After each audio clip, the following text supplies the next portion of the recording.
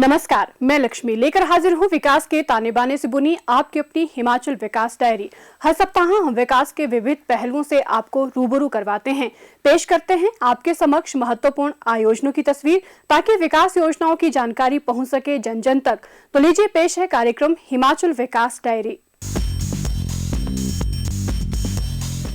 हिमाचल प्रदेश की 13वीं विधानसभा का 14वां सत्र 23 फरवरी से शुरू हुआ, जो 15 मार्च 2022 तक चलेगा, जिसमें कुल 15 बैठकें होंगी। बजट सत्र की शुरुआत 23 फरवरी को राज्यपाल महोदय के अभिभाषण के साथ हुई। माननीय अध्यक्ष महोदय एवं माननीय सदस्यगण, हिमाचल प्रदेश के राज्यपाल का पदभार संभालने के पश्चात पहली बार माननीय सदन के इस वर्ष के प्रथम सत्र तथा हिमाचल प्रदेश की 13वीं विधानसभा के 14वें सत्र को संबोधित करते हुए मुझे अत्यधिक प्रसन्नता हो रही है। मैं आप सभी माननीय सदस्यों तथा आपके माध्यम से समस्त प्रदेशवासियों को आज़ादी के 75वें अमृत महोत्सव एवं हिमाचल प्रदेश के पूर्ण राज्यत्व की स्वर्ण जयंती के समापन पर हार्दिक बधाई तथा शुभकामनाएं देता हूँ। मुख्यमंत्री श्री जयराम ठाकुर, जिनके पास वित्त विभाग भी है, 4 मार्च को वित्त वर्ष 2022-23 के लिए बजट अनुमान प्रस्तुत करेंगे। गत दिनों मुख्यमंत्री श्री जयराम ठाकुर ने शिमला से वर्चुअल माध्यम से यूक्रेन में फंसे विद्यार्थियों के साथ बातचीत की। उन्होंने रूस यूक्रेन संघर्ष के कारण यूक्रेन में फंसे विद्यार्थियों, उनके माता पिता और यूक्रेन से भारत लौटे विद्यार्थियों के साथ भी बातचीत करते हुए कहा कि यूक्रेन में फंसे विद्यार्थियों के सकुशल स्वदेश वापसी के लिए राज्य सरकार कड़े प्रयास कर रही है। श्री जयराम ठाकुर ने यूक्रेन में फंसे विद्यार्थियों के माता पिता से उनका मनोबल बढ़ाने का भी आग्रह किया। मुख्यमंत्री ने कहा, जो देश में बच्चे वहां से आ चुके हैं उनका स्वागत है और वो सुरक्षित वापस आए, ये हमारे लिए भी खुशी की बात है और परिवार के लिए भी खुशी की बात है।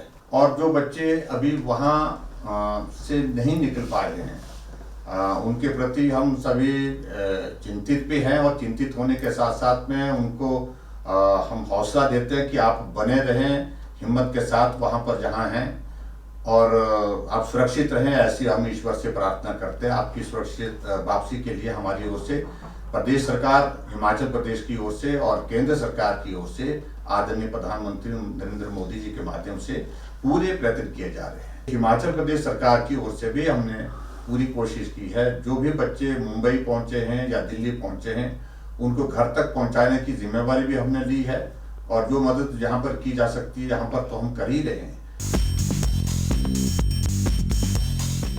गत दिनों शिमला से मुख्यमंत्री श्री जयराम ठाकुर ने संस्कृत भारती के क्षेत्रीय सम्मेलन को वर्चुअल माध्यम से संबोधित करते हुए कहा, बहुत बड़ा एक सत्य है कि मनुष्य तरक्की करते करते कहीं भी पहुंच जाए लेकिन अपने मूल से छूट जाए, अपने संस्कृति को छोड़ दे, संस्कार को छोड़ दे, तो एक वक्त आता है कि हालात और परिस्थितियां जो है उस व्यक्ति को उस मूल से जुड़ने के लिए विवश करती हैं, उस संस्कृति से जुड़ने के लिए विवश करती। तो ये आने वाली जनरेशन के लिए, आने वाली पीढ़ी के लिए बहुत आवश्यक है कि हमको अपने मूल के साथ जुड़ने के लिए, जुड़े रहने के लिए एक चीज ये भी है कि हम जो हमारी संस्कृत भाषा है जिसका सम्मान आज की तारीख में जितना होना चाहिए तो उतना नहीं है, बहुत कम है। मैं इतना जरूर कहना चाहूंगा कि हमारा लक्ष्य है कि आने वाले समय में संस्कृत को कम से कम हिमाचल प्रदेश में देवभूमि में अगर हमने सम्मान दिया है, द्वितीय भाषा का, राज्य भाषा का दर्जा दिया है, तो ऐसे में सम्मान को और कितना आगे बढ़ा सकते हैं, कितना मजबूत कर सकते हैं, उसके लिए हमको प्रयत्न करने की आवश्यकता है। हिमाचल की बेटियों की डोली अब धूमधाम से उठ रही है। जयराम सरकार की मुख्यमंत्री शगुन योजना बेटियों की खुशियों में 4 चांद लगा रही है। इस योजना के तहत राज्य सरकार आर्थिक रूप से कमजोर परिवारों की बेटियों की शादियों के लिए 31,000 रुपए की मदद दे रही है। चालू वित्त वर्ष में मुख्यमंत्री शगुन योजना के लिए सरकार ने 19 करोड़ रुपए जारी किए हैं। राज्य में बीपीएल परिवारों की 3,500 बेटियों को शगुन योजना का लाभ मिल चुका है। इस योजना का लाभ लेने वालों में सबसे अधिक 967 बेटियां कांगड़ा जिले की हैं। इस तरह शगुन योजना में सरकार अब तक करीब 10.85 करोड़ रुपए खर्च कर चुकी है।